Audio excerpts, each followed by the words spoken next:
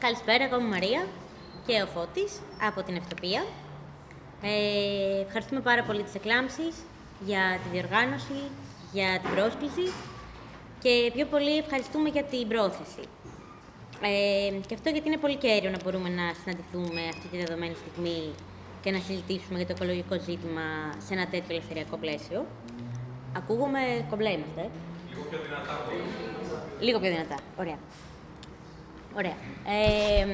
Και γιατί είναι σημαντικότερο να συζητάμε με αυτούς τους όρους. Γιατί το τι είναι οικολογία σήμερα και το τι είναι οικολογικό ζήτημα έχει διαστρεβλωθεί τόσο άσχημα και το ποιες είναι οι αιτίες της οικολογικής κρίσης που διανύουμε και αντίστοιχα ποιες είναι και οι λύσεις που έχουν μια απήχηση μεγάλη στη δημόσια σφαίρα, είναι από αφελείς μέχρι εσκεμμένα από προσανατολιστικές. Σαν Ευτοπία, σαν εκδόσεις που ξεκίνησαν και συνεχίζουν έχοντας ως πυρήνα την κοινωνική οικολογία, καταλαβαίνουμε ότι τα ζητήματα που αφορούν τη γη δεν είναι απλώς περιβαλλοντικά, αλλά είναι ουσιαστικά οικολογικά και το ότι το οικολογικό ζήτημα συνδέεται πάρα πολύ άρρηκτα με το κοινωνικό. Φυσικά δεν υποτιμάμε τη σοβαρότητα της οικολογικής κρίσης, η οποία ξετυλίγεται κάθε μέρα με όλο και πιο σφοδρό τρόπο μπροστά στα μάτια μας, είτε πιο κοντά μας, είτε πιο μακριά από το δικό μας κομμάτι γης πάνω στον πλανήτη. Απλώς ξέρουμε γιατί είναι φανερό, από πού προέρχεται πραγματικά αυτή η κρίση, ποιοι την ταΐζουν και καταλαβαίνουμε ότι οι κοινωνικές και οικολογικές ανησυχίες είναι ουσιαστικά διαχώριστες. Το οικολογικό ζήτημα δεν έχει προκύψει απλώς ως αποτέλεσμα του υπερπληθυσμού ή της τεχνολογίας ή κάποια άλλη τέτοια απλούστευση, αλλά ριζώνει πραγματικά σε κοινωνικές σχέσεις εξουσίας, σε σχέσεις εκμετάλλευσης ανθρώπου από άνθρωπο και αυτή η ίδια λογική της κυριαρχίας αναπαράγεται και στη σχέση του ανθρώπου με τη φύση. Τα οικολογικά ζητήματα είναι βαθιά πολιτικά, γιατί στην πραγματικότητα δεν μπορούν να λυθούν αν δεν ανατραπούν οι ιεραρχικές δομές που επιτρέπουν αυτή τη λαιλασία της φύσης. Συνεπώς, τα κοινωνικά αίτια της οικολογικής κρίσης μπορούν σωστά να αποδοθούν στο ανταγωνιστικό πνεύμα της αγοράς, η οποία ανάγει όλο τον έμβιο κόσμο σε απλά εμπορεύματα, τα οποία παίρνουν πάνω τους μια τιμή και είναι έτοιμα να απολυθούν με σκοπό το κέρδος και την οικονομική επέκταση. Ο καπιταλισμός ως σύστημα βασίζεται βασικά στη συνεχή ανάπτυξη και σε αυτή την ισοπεδωτική εκμετάλλευση και πραγματοποίηση της φύσης. Και ας πούμε είναι αδιανόητο να φανταστούμε τον καπιταλισμό όπως το ξέρουμε σήμερα, χωρίς αυτή την εκθετική αύξηση της χρήσης ενέργειας. Αν τώρα αναλογιστούμε τη σημερινή και παγκόσμια κατάσταση, αλλά και αυτό που ζούμε και βλέπουμε κάθε μέρα γύρω μας, με τις μαζικές εξορίξεις παντού, στεριά θάλασσα, αποψηλώσεις σε τεράστιες φυσικές περιοχές, ανεξέλεγκτη πολυμετωπική αρπαγή της γης από παντού, γίνεται ξεκάθαρο ότι η μάχη για το μέλλον της γης δεν θα δοθεί με όρους περιβαλλοντικούς, αλλά πολιτικούς. Και αυτό γιατί οι πρακτικές αυτές δεν απειλούν απλώς το φυσικό κόσμο, αλλά και προέρχονται και αναδεικνύουν τις κοινωνικές ανισότητες και τις συγκρούσεις γύρω από τη διαχείριση και τη χρήση των φυσικών πόρων. Αν δεν συνειδητοποιήσουμε ότι η σημερινή κοινωνία της αγοράς, η οποία βασίζεται σε αυτή την αδυσόπιτη και ανταγωνιστική λογική του ή αναπτύσσεσαι ή πεθαίνεις, αυτή η κοινωνία είναι ένας αυτορυθμιζόμενος μηχανισμός και αν δεν το λάβουμε σοβαρά υπόψη, θα τείνουμε συνέχεια λανθασμένα να κατηγορούμε άλλα φαινόμενα, όπως η τεχνολογία ή γίναμε πάρα πολύ και δεν μας χωράει ο πλανήτης, και θα αγνοούμε τις βαθύτερες αιτίες που υπάρχουν, που είναι η συνεχιζόμενη ανάπτυξη με σκοπό το κέρδος, συγκέντρωση του πλούτου με όλο μεγαλύτερο βαθμό σε όλο και λιγότερα χέρια, χωρίς σταματημό βιομηχανική επέκταση και η ταύτιση της πρόοδου και της ανάπτυξης με τα συμφέροντα των εταιριών. Με άλλα λόγια, θα επικεντρωνόμαστε συνεχώς στα συμπτώματα μιας βαθιάς κοινωνικής παθολογίας, αντί να εξετάζουμε την ίδια την παθολογία. Αν το πάμε έτσι, και περιοριστούν οι προσπάθειες σε επιφανειακούς στόχους, αυτό θα προσφέρει μια απατηλή εικόνα λύσης χωρίς να αντιμετωπίζουμε τις ρίζες του προβλήματος. Η λύση στα οικολογικά ζητήματα δεν μπορεί να είναι απλώς τεχνολογική ή τεχνοκρατική και η κοινωνική οικολογία το έχει αναδείξει αυτό και προτάσει και πολύ κέρια την αντικατάσταση των ερευνητικών και κεντρικών μορφών εξουσίας με αποκεντρωμένες αυτοδιαχειριζόμενες κοινότητες που βασίζονται στην άμεση δημοκρατία και την αλληλοβοήθεια. Μέσα από μια τέτοια οργάνωση της κοινωνίας, όπου οι άνθρωποι συμμετέχουν αμεσοδημοκρατικά στη λήψη αποφάσεων και στη διαχείριση των κοινών, μόνο έτσι μπορεί να προωθηθεί η έκφραση ενός γενικού κοινωνικού ενδιαφέροντος για κοινωνική και οικολογική ανανέωση. Και αυτό είναι και το ζητούμενο, ένα ριζοσπαστικό αντιιεραρχικό κίνημα που υιοθετεί τις αρχές της κοινωνικής οικολογίας και μπορεί να προσφέρει μια ρεαλιστική απάντηση και στο οικολογικό ζήτημα, αλλά και στο ζήτημα της κοινωνικής αυτονομίας γενικότερα.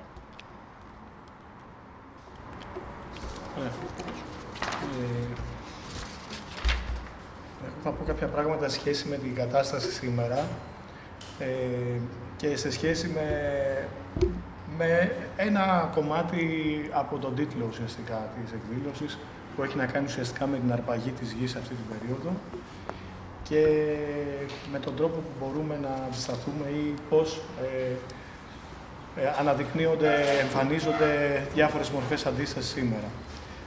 Συνεχίζοντας αυτά που είπε η Μαρία και που ναι μεν χρειάζεται πάντοτε να υπάρχει ένα θεωρητικό υπόβαθρο πάνω στο οποίο να πατάς και από εκεί ένα στέρεο έδαφος πάνω στο οποίο να πατάς για να μπορείς να προχωρήσεις και να μπορείς να αντιμετωπίσεις αυτό που συμβαίνει σήμερα και για εμάς αυτό το στέρεο έδαφος της κοινωνικής οικολογίας δεν είναι μια ιδεολογία, ούτε μια ιδεολειψία. Είναι μια συγκεκριμένη πολιτική προσέγγιση μέσα από την οποία αντιμετωπίζουμε τα πράγματα από τις επαρχίες Ευτοπίας έως σήμερα, εδώ και 25 χρόνια και βάλε. Σήμερα στην Ελλάδα υπάρχει το αφήγημα της διαμόρφωσης ενός ενεργειακού κόμβου. Ουσιαστικά όλη η Ελλάδα πουλιέται, όλη η Ελλάδα ρημάζεται και όλη η Ελλάδα πουλιέται, όλη η χώρα πουλιέται, όπως και άλλες βέβαια χώρες, είτε στην Νότια Ευρώπη, είτε όλα τα Βαλκάνια, είτε στο Μεξικό, είτε αλλού. Εξαιτίας βέβαια της ανάπτυξης του καπιταλισμού. Η αρπαγή που συντελείται είναι πρωτοφανής. Η αρπαγή που συντελείται σε όλους τους τομείς, στην καλλιεργήσιμη γη, στους φυσικούς πόρους, στις δημόσιες γέες, στη μικρή ακίνητη περιουσία. Είναι ένα σχέδιο που έχουν, εμείς τουλάχιστον είμαστε βαθιά πεπισμένοι ότι είναι ένα σχέδιο που έχουν και που συντελείται παντού, όπου οι άνθρωποι πρέπει να ξεριζωθούν, οι άνθρωποι πρέπει να είναι από πληβή έως τίποτα, ή στην καλύτερη περίπτωση να δουλεύουν καλά για αυτούς σε κάποιες εταιρείες και αυτοί να αμείβονται κάτι της παραπάνω και ουσιαστικά να αποτελούν, να σπάσει κάθε κοινωνικό συστός, να σπάσει κάθε κοινωνική αυτοδυναμία και αυτοί να ελέγχουν ουσιαστικά, να πω, τα πάντα. Δεν είναι για ένα σενάριο συνωμοσιολογίας, είναι κάτι που συμβαίνει. Όταν δηλαδή αυτή τη στιγμή το ότι μιλάνε διαρκώς, για παράδειγμα, για ερήμωση της υπαίθρου, για ερήμωση επαρχίας παντού, είτε στη Γαλλία είσαι, είτε στην Ελλάδα είσαι, είναι το ίδιο πράγμα. Ενώ ταυτόχρονα δεν υπάρχει ούτε μία πολιτική ανακοπής αυτού του φαινομένου, να το πω έτσι, και απλά αναφορτώνεται σε μία αστιφιλία, είναι μία υποκρισία η οποία διαρκώς αναπαράγεται και αναπαράγεται και αναπαράγεται. Δεν είναι τυχαίο ότι ρημάζουν όλη τη χώρα, όλη την Ήπεθρο και αλλού βέβαια, όχι μόνο στην Ελλάδα, δεν έχει να κάνει με την Ελλάδα αυτό το πράγμα. Δεν βάλανε εμάς στο μάτι, γιατί είμαστε κάποιος περιούσιος λαός. Δεν είναι τυχαίο ότι επιτίθεται με τέτοια σφοδρότητα μέσω της φορολογίας ή μέσω άλλων μέτρων εναντίον της μικρής ιδιοκτησίας, εναντίον οποιοδήποτε μονάδων. Δεν είναι τυχαίο βέβαια ότι επιτίθεται ακόμα και σε κάθε κατάληψη, σε κάθε αυτοδιαχειριζόμενο χώρο, σε κάθε τι που μπορεί να στέκεται εμπόδιο. Όλα αυτά έχουν να κάνουν με μια επιβολή απεικιοκρατική σε όλα αυτά τα πεδία. Αυτή τη στιγμή τα φαντ συγκεντρώνουν διαρκώς την καλλιεργήσιμη γη, την καλλιεργήσιμη έκταση και γνωρίζουμε ότι χωρίς γη ελευθερία δεν υπάρχει. Εξού και το σύνθημα Γη και Ελευθερία, το παραδοσιακό σύνθημα των Ισπανών Αναρχικών. Οι φυσικές καταστροφές που κάποιες φορές υπάρχουν, όπως για παράδειγμα η κακοκαιρία Ντάνιελ, η θεομηνία Ντάνιελ, εντός εκτός εισαγωγικών, ήταν μια καλή ευκαιρία προκειμένου να προχωρήσει αυτή η διαδικασία. Δεν είναι τυχαίο ότι μετά από αυτή την τεράστια καταστροφή που έγινε, προκρίθηκε μια Ολλανδική εταιρεία συγκεκριμένη, η οποία δεν έχει καμία ιδιαίτερη σχέση, να συντάξει ένα σχέδιο για την λεγόμενη ανασυγκρότηση της Θεσσαλίας, όπου εκεί το μόνο που προτείνεται ουσιαστικά είναι η διαμόρφωση τεχνικών έργων, άρα δώστε λεφτά στις γνωστές τεχνικές εταιρείες. Ο εκτοπισμός είτε ολόκληρων χωριών, είτε κάποιων συνοικιών, τμήματων των χωριών, η συγκέντρωση της γης, η διαμόρφωση μεγάλων λιμνοδεξαμενών, όπως έχει γίνει και στη Γαλλία, η επαναφορά του αιτήματος για εκτροπή του Αχελώου, όλα αυτά δηλαδή που ταιριάζουν σε μεγάλες ιδιοκτησίες, σε συγκεντρωμένες ιδιοκτησίες. Κάποτε μπορούσε, θυμάμαι, επειδή κατάγομαι για παράδειγμα από την περιοχή της Καρδίτσας, με 40 στρέμματα ήσουν αυτό που λέγανε νοικοκύρης. Δηλαδή μπορούσες να τα βγάλεις πέρα, ζούσε η οικογένειά σου, δούλευαν οι δύο άνθρωποι, τέλος πάντων, πήγαινε το παιδί, σπούδαζε, όλα αυτά τα πράγματα, αγόρασε ένα τρακτέρ. Ήταν αλλιώς οικονομία. Σήμερα το να έχεις για παράδειγμα 100 στρέμματα εκεί είναι τίποτα, ή το να έχεις 100 πρόβατα είναι τίποτα, και όλα συγκεντρώνονται. Σκοπός τους είναι ο εκτοπισμός, η διαρκής απαξίωση της καλλιεργητικής της γεωργίας. Δεν είναι τυχαίο ότι τίποτα δεν κάνουν για να στραφεί ο κόσμος προς τα εκεί, προς να ασχοληθεί με τέτοιες καταστάσεις ουσιαστικά, παρά μόνο αν γίνει επιχειρηματίας και προωθηθεί μέσα από κάποιο πρόγραμμα λεγόμενης νέας επιχειρηματικότητας. Σκοπός είναι λοιπόν ακριβώς αυτή η απαξίωση, προκειμένου ο κόσμος διαρκώς να φεύγει, να μην μπορεί να μείνει, να πηγαίνει να δουλεύει 6 μήνες με άσχημες συνθήκες σερβιτόρος κάπου, ή σερβιτόρα, ή delivery, και τα λίγα φατς να συγκεντρώσουν τη γη, τις καλλιεργήσιμες γης. Και από εκεί που σήμερα η καλλιεργήσιμη γη θα έχει, για παράδειγμα, μία τιμή της τάξης των 1.000 ευρώ το στρέμμα, για παράδειγμα, θα αποκτήσει μία τιμή που δεν θα πλησιάζεται για τους απλούς ανθρώπους, ακριβώς γιατί θα έχει συγκεντρωθεί στα χέρια λίγων. Εκτός αυτού δεν θα διατίθεται. Το ίδιο πράγμα το έχουμε δει ήδη και στην Αθήνα, για παράδειγμα, εντάξει. Όπως απαξιώσαν επίτηδες διάφορες περιοχές, την Κυψέλη, τα κάτω Πατήσια, άλλες περιοχές, απαξίωση.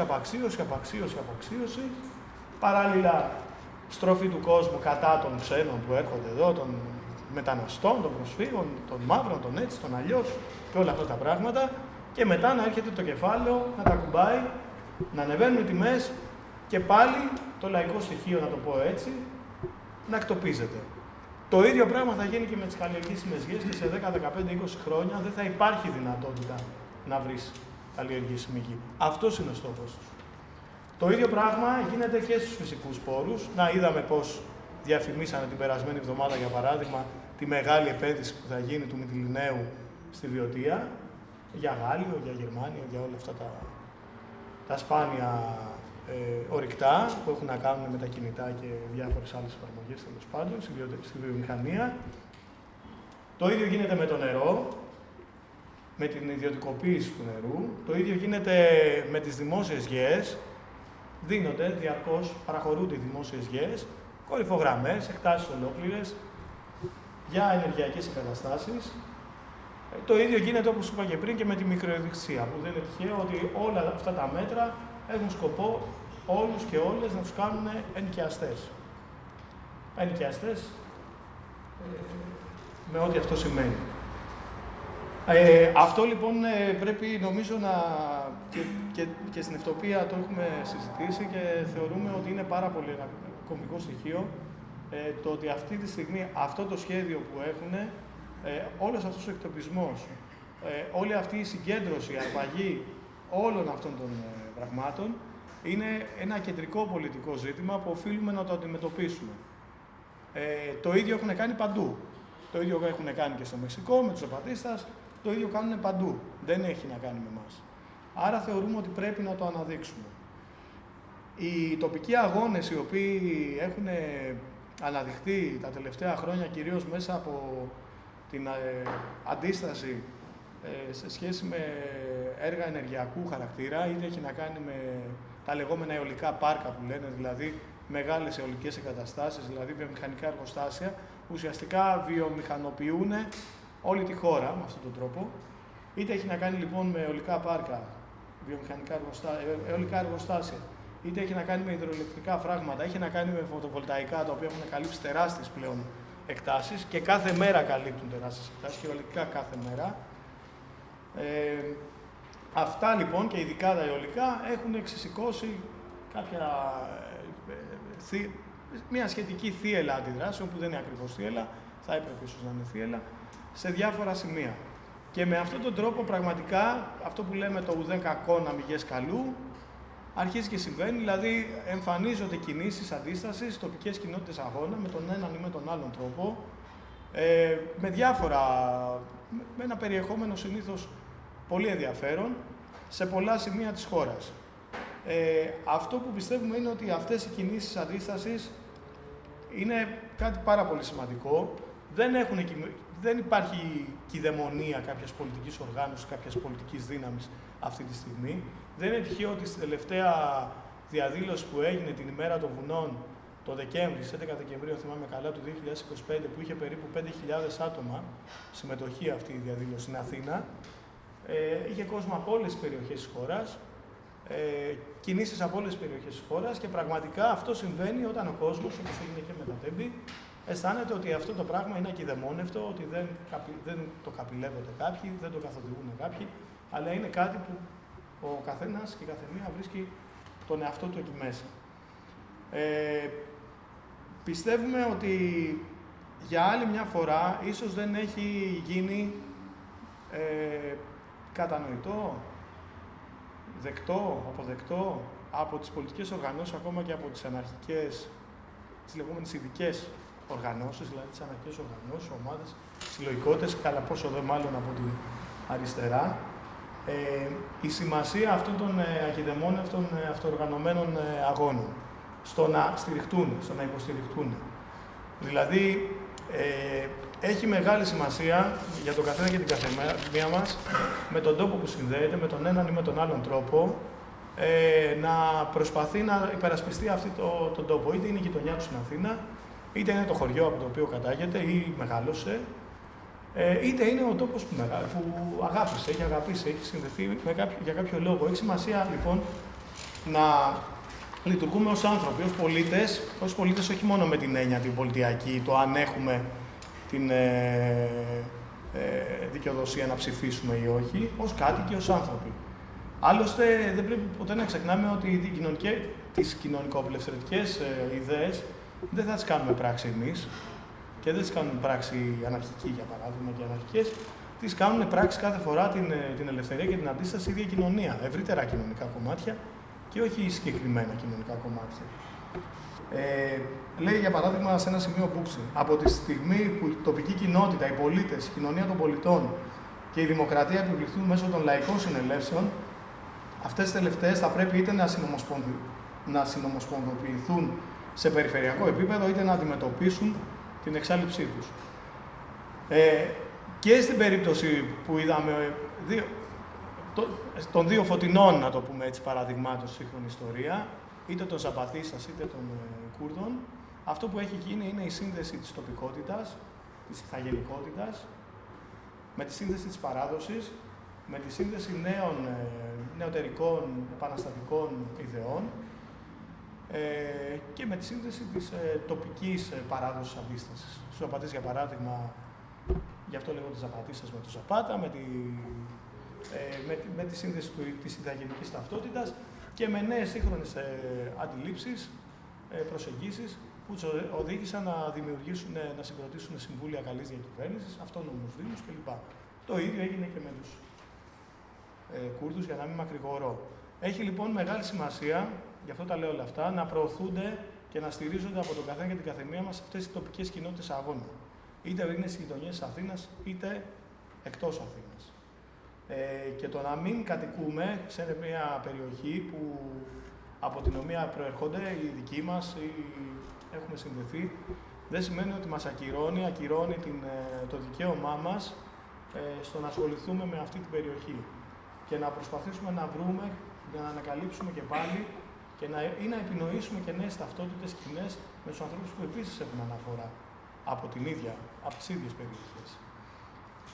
Αυτό λοιπόν είναι που θα μας οδηγήσει στο να μπορέσει να γεωθούν οι κοινωνικο-απελευθερωτικές ιδέες και έτσι να συνδυάσουμε αυτό που έλεγε η Μαρία στην αρχή, το κοινωνικό με το οικολογικό ζήτημα. Το κοινωνικό με το οικολογικό ζήτημα μέσα από μια προσπάθεια, να μην το πω επίλυσής του, βαριάς κουβέντας, αλλά ουσιαστική σύνδεση προς την κατεύθυνση τη δημοκρατική, τη ριζοσπαστική, την κοινωνικο-απελευθερωτική. Αυτά. Δεν ξέρω αν θες να συνεχίσεις εσύ. Ναι. Να πούμε για αυτοπία. Ναι. Πάνω σε αυτή την κατεύθυνση που είπε και ο Φώτης για το ότι όλα αυτά τα πράγματα πρέπει να είναι ακιδεμόνευτα και να είμαστε εκεί πέρα σαν πρόσωπα και σαν άνθρωποι και όχι με μια ιδεολογία, μια συνθηματολογία είναι η Κούρδια, είναι η Ζαπατίστας και δεν το λέμε αυτό από κάποια αιμονία, ας πούμε, ιδεολογική. Το λέμε γιατί έτσι λειτουργούν τα πράγματα καλά. Και σαν Ευτοπία το ζήτημα της... προφανώς και υπάρχει από πίσω ένα θεωρητικό υπόβαθρο και κάποιες βασικές αρχές στις οποίες συμφωνούμε, αλλά δεν έχουμε μια αυστηρή δομή, οργάνωση μιας αναργικής ομάδας, ας πούμε. Είμαστε άνθρωποι από διαφορετικούς τόπους και μέσα από αυτή τη διαδικασία συνδέουμε τις αγωνίες μας, συνδέουμε τους αγώνες μας και ο καθένας εκεί που είναι και εκεί που εργάζεται και στο χωριό του, στην πόλη του, όπου είναι, πηγαίνει με την κοινωνική του ταυτότητα, όχι με κάποια αυστηρή ιδεολογική κατεύθυνση από πίσω. Μέσα σε όλο αυτό προσπαθούμε να έχουμε τα δικά μας ρήγματα και να δημιουργούμε αυτό που κάπως ονομάζουμε εστίες ευτοπικής ανασυγκρότησης, κάποιους καλούς τόπους, κάποια καλά μέρη. Στην Αθήνα υπάρχει, ας πούμε, το Δευτήριο της Ευτοπίας. Είναι στην Αθήνα στο κέντρο. Δεν είναι ένα μέρος απλά να βάζουμε τα βιβλία, δεν είναι μια αποθήκη, δεν είναι κάτι να πουλάμε. Είναι πιο πολύ ένα μέρος συνάντησης, να έρχονται οι άνθρωποι, να συζητάνε. Ήρθα εγώ σήμερα από Θεσσαλονίκη, πήγα στο Δευτήριο, είδα το Φώτη, είδα τον Νίκο, μιλήσαμε. Είναι ένα μέρος να συναντιούνται οι αγωνίες και οι ελπίδες μας. Το βλέμμα είναι πάντα να υπάρχουν και άλλα τέτοια σημεία παρόμοια, είτε σε κάποια άλλη γειτονιά της Αθήνας, είτε στην Ήπεθρο, κάθε φορά βέβαια με διαφορετικά χαρακτηριστικά, όπως ταιριάζει στο κάθε μέρος. Θες να πει λίγο, Φώτη, για το αρχείο, τη βιβλιοθήκη? Όχι. Ωραία. Ναι, όχι, επειδή... Ναι. Ωραία, παράλληλα υπάρχει το αρχείο της Ευτοπίας, πηξίδα οδηγός πίσω από όλα αυτά, πάρα πολύ υλικό για την ελευθεριακή θεωρία και την ελευθεριακή δράση, λειτουργούσε πολλά χρόνια Ευτοπική βιβλιοθήκη.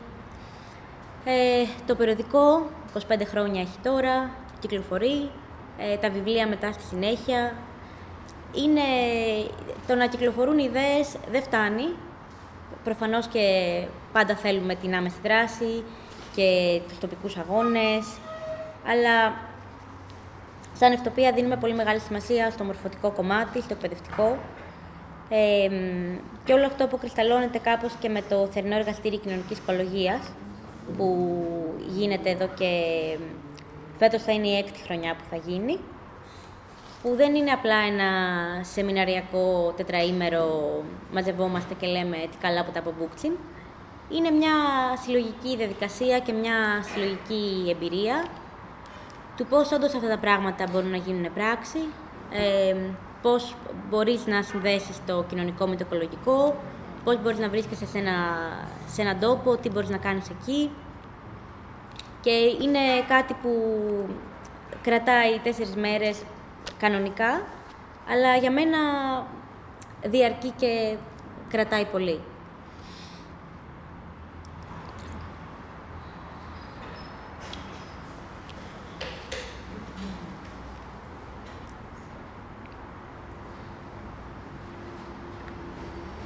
Θες να πούμε κάτι άλλο πάνω σε αυτό?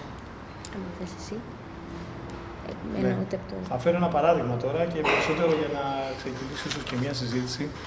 Περισσότερο ίσως για να γίνει κατανοητό πώς προσπαθούμε και πώς αντιλαμβανόμαστε τη σύνδεση στην πράξη αυτού του πράγματος. Για παράδειγμα, αυτό που είπε η Μαρία, το θερινό εργαστήριο κοινωνικής οικολογίας γίνεται στην περιοχή της κεντρικής Ελλάδας, στην περιοχή των Αγράφων, όπου εκεί συντελείται και ένας από τους αγώνες κατά των ενεργειακών εγκαταστάσεων και που κάποιοι από εμάς και κάποιες κατάγομαστε από εκεί. Παράλληλα με το θερινό εργαστήριο κοινωνικής οικολογίας, οι άνθρωποι οι οποίοι καταγόμαστε από εκεί, στείλουμε και κάποιες εκδηλώσεις πάντα ή συγκεντρώσεις ή δράσεις, όχι σαν ευτοπία, αλλά με τη μορφή, με τις μορφές αγώνα, τις οργανωμένες μορφές αγώνα στις οποίες συμμετέχουμε. Είτε είναι επιτροπές κατοίκων, από τα χωριά, είτε πρωτοβουλίες που σχετίζονται με τη συγκεκριμένη περιοχή. Κάποιες φορές μάλιστα έτυχε τις μέρες που γίνεται το εργαστήριο να πάει να γίνει κάποιο έργο, να πάει να γίνει κάποια εγκατάσταση ανεμολογικού ιστού, να πάει να γίνει κάτι άλλο, τέλος πάντων για κάποιο υδροελεκτρικό, οτιδήποτε. Σε αυτές τις περιπτώσεις, να περάσουν για παράδειγμα νταλίκες με φτερά για ανεμογεννήτριες και τέτοια. Σε όλες αυτές τις περιπτώσεις, το θερινό εργαστήριο λειτουργήσε πολύ θετικά, γιατί ακριβώς πλαισίωσε, δεν οργάνωσε το ίδιο, αλλά πλαισίωσε και επιβοήθησε τις κινήσεις αντίστασης. Και μάλιστα κατάφερε και από κοινού βέβαια και με άλλους, καταφέραμε και μπλοκάραμε και έργα. Όμως πάντοτε ο αγώνας, ο τρόπος με τον οποίο διεξάγεται και ο αγώνας είναι η υπόθεση των ανθρώπων της περιοχής μας, των ανθρώπων που ασχολούνται με τη συγκεκριμένη περιοχή. Δεν έρχεται δηλαδή μια ιδεολογική οργάνωση, μια πολιτική οργάνωση και πάει εκεί πέρα με το πανό της και λέει εγώ εδώ είμαι. Όχι. Πλαισιώνουμε και ενισχύουμε τον αγώνα αυτόν. Αυτό είναι ένα παράδειγμα για το πώς κινούμαστε. Επίσης, θεωρούμε ότι απέναντι σε αυτή την ερήμωση την οποία συντελείται και τις νέες μορφές κατοχής που συντελούνται, ο μόνος τρόπος είναι να προσπαθήσουμε να σπάσουμε, να ανακόψουμε αυτή την ερήμωση. Άρα, αυτό που είπε πριν η Μαρία περί εστιών ευτοπικής ανασυγκρότησης είναι το πώς μπορούμε και πάλι να δημιουργήσουμε απέναντι στις δικές τους δυστοπικές συνθήκες ευτοπικούς συσχετισμούς, να το πούμε έτσι. Δηλαδή, σημεία αναφοράς όπου μπορούν και πάλι να αναπνεύσουν άνθρωποι και να μπορέσει να έρθει τούμπα το πράγμα. Δηλαδή, ο κόσμος να πηγαίνει, αλλά όχι να πηγαίνει γιατί είναι nomad, πώς λέγονται, digital nomads ή τουρίστες ή δεν ξέρω τι στη φάση τους. Αλλά ακριβώς γιατί προσπαθούμε να διαμορφώσουμε κάποιες άλλες κοινωνικές συνθήκες και πολιτικές συνθήκες σε κάποιες περιοχές. Και επειδή αυτό που από παλιά λέγανε οι αναρχικοί στην Ελλάδα, πολύ σωστά ως κοινωνικός ταξικός πόλεμος, στην παρούσα περίοδο συντελείται στο έπακρον ο κοινωνικός ταξικός πόλεμος, και αυτός ο κοινωνικός ταξικός πόλεμος είναι και πάνω στο χάρτη, δεν είναι μόνο island, έτσι, είναι και πάνω στο χάρτη. Εδώ σου παίρνουν το σπίτι, εδώ σου παίρνουν το χωράφι, εδώ σου παίρνουν το ποτάμι, εδώ σου παίρνουν αυτό, εδώ σου παίρνουν εκείνο, εδώ σου παίρνουν το άλλο. Λοιπόν, επειδή υπάρχει λοιπόν αυτός ο χάρτης, υπάρχουν συγκεκριμένα μέτωπα μάχης. Και άρα δεν μπορείς να είσαι γενικός και αορίστος στρατιώτης κάπου, εντάξει. Πρέπει στα μέτωπα μάχης να έχεις και εσύ συγκεκριμένες δυνάμεις. Άρα αυτό που θεωρούμε ότι πρέπει να γίνει και πρέπει να γίνεται, είναι από συλλογικότητες που συγκλίνουν, από παρέες που συγκλίνουν, να μπορούν αυτές να βλέπουν πού μπορούν να δώσουν περισσότερες δυνάμεις. Πολύ συγκεκριμένα όμως περισσότερες δυνάμεις, ότι εδώ πρέπει να νικήσουμε. Δεν πρέπει να το πάρουν αυτό.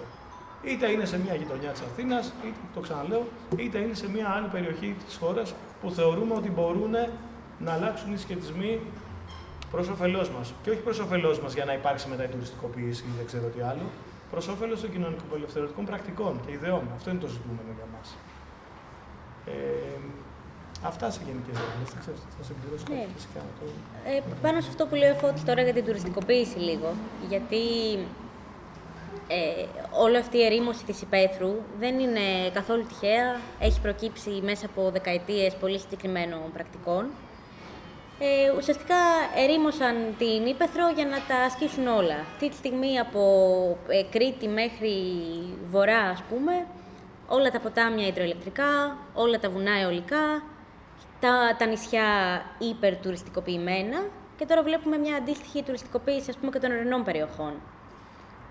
Φεύγει ο κόσμος, δεν γίνονται καλλιέργειες, τώρα έχουν ήδη ξεκινήσει, ας πούμε, παίρνουν τα σπίτια στα χωριά.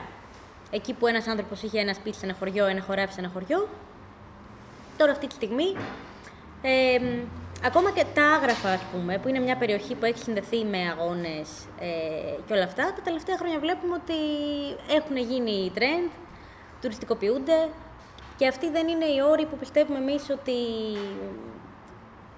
Δεν πιστεύουμε ότι πρέπει η επιστροφή αυτή να γίνει με αυτόν τον τρόπο.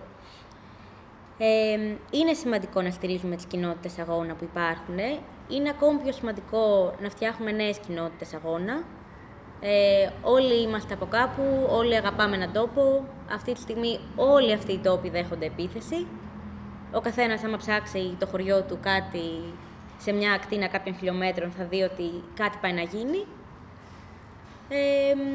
Είμαστε όλοι μακριά από αυτό, οι περισσότεροι τουλάχιστον, γιατί έχουμε συγκεντρωθεί στις πόλεις. Δεν λέω να γυρίσουμε όλοι πίσω. Καλά, το λέω, να το κάνουμε. Αλλά να μην παραδώσουμε όλα αυτά που αγαπάμε έτσι. Αυτό.